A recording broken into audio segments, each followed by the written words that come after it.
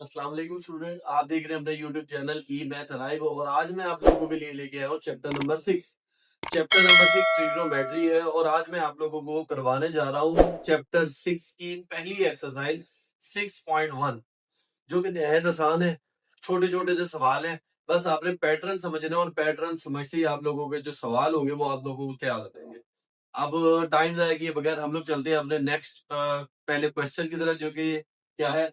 Screen के ऊपर आपके पास सवाल चल रहा होगा, मैं सिर्फ क्वेश्चन को सोल्व करके व्हाइट बोर्ड पे दिखाऊंगा ताकि जल्दी से जल्दी हम अपने सवाल करते जाए और ज्यादा वीडियो लेंथी ना हो। क्वेश्चन नंबर 1 में आपने दो चीजें बतानी है कि आप लोगों के पास एक एंगल दिया जाएगा। उस एंगल को सबसे पहले तो आपने आइडेंटिफाई करना है कि किस क्वाड्रेंट में एक, और साथ आपने बताना है इसका को टर्मिनल एंगल क्या होता है। तो सबसे पहले उधर टॉपिक की तरफ जाने से पहले, मतलब क्वेश्चन सोल्व करने से पहले, मैं आप लोगों को ये बता देता हूँ कि क्वाड्रेंट्स क्या होते हैं। हमारे पास टोटल एंगल होते हैं, टोटल पूरा जो सर्कल का एंगल होता है वो होता है 360। हमने इस 360 को 4 पार्ट्स में डिवाइड किया है, जिसमें पहले जो डिवीजन है 0 से लेके 90 तक, जब भी कोई जो भी कोई एंगल आएगा वो किस क्वाड्रेंट में होगा? आपका फर्स्ट। किस क्वाड्रेंट में होगा? फर्स्ट में। 90 से लेके 180 के दरमियान अगर कोई एंगल आएगा तो वो आपका किस में होगा? सेकंड में।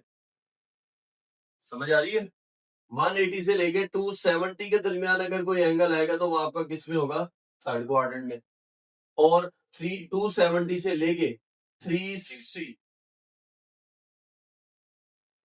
इसके दरमियान कोई एंगल आएगा तो वो किस में होगा? आप लोगों ने क्या करना है, पूरे 360 एंगल को 4 पार्ट्स में डिवाइड कर लेना है, जिसकी पार्टीशन में आपने 90-90 का गैप रखना है। 0 से 90 फर्स्ट क्वाड्रेंट, 90 से 180 दूसरा क्वाड्रेंट, 180 से 270 तीसरा क्वाड्रेंट, 270 से 360 आपके पास क्या आ जाएगा? Fourth quadrant. तो इन चारों क्वाड्रेंट्स में से आपने ढूंढ के बताना है कि ये एंगल कहाँ पे होगा। तो सवाल शुरू करते हैं 65 है। अब 65 है, the angle lies in first quadrant. मैंने आपके सामने लिखा है कि जो 65 है ये पहले क्वाड्रेंट में लाई करता है। कैसे?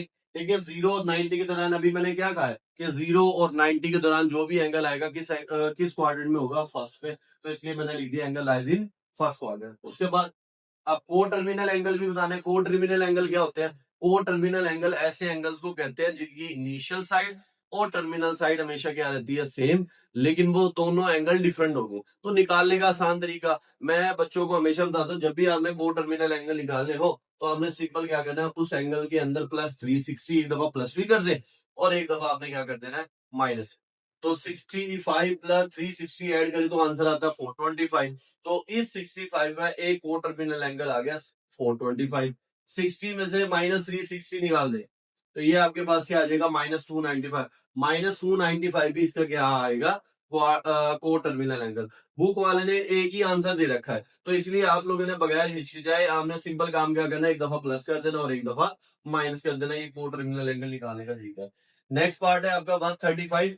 The angle lies in second quadrant. Second quadrant में क्यों लिखा है? मैंने भी आपको क्या बताया था कि जो भी एंगल आपके पास 0 और 90 के दरमियान हो 1 होता है, और 90 से 180 के दरमियान में हो 90 से 180।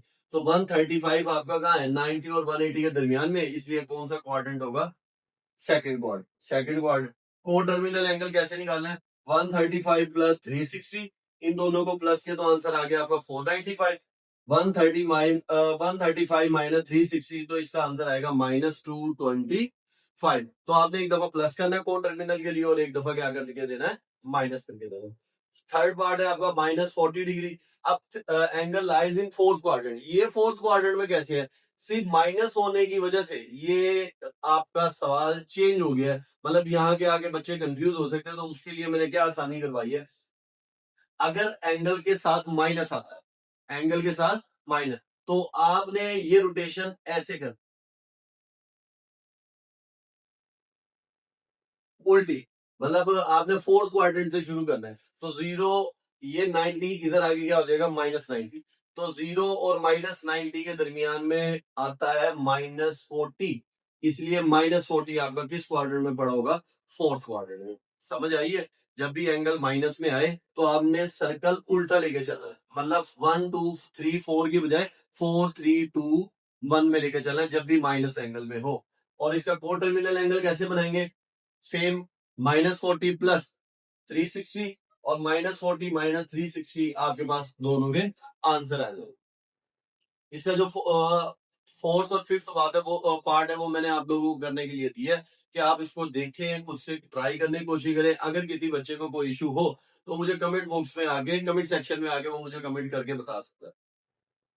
अब हम लोग चलते हैं अपने नेक्स्ट पार्ट, क्वेश्चन नंबर 2 की तरफ। जबकि स्क्रीन पे सवाल आपके पे चल रहा होगा, आप लोगों को कहा गया कि ये क्वेश्चन है जिसको डिग्री में दिया गया, आपने इसको कन्वर्ट करके देना है डिग्री, मिनट और सेकंड पे।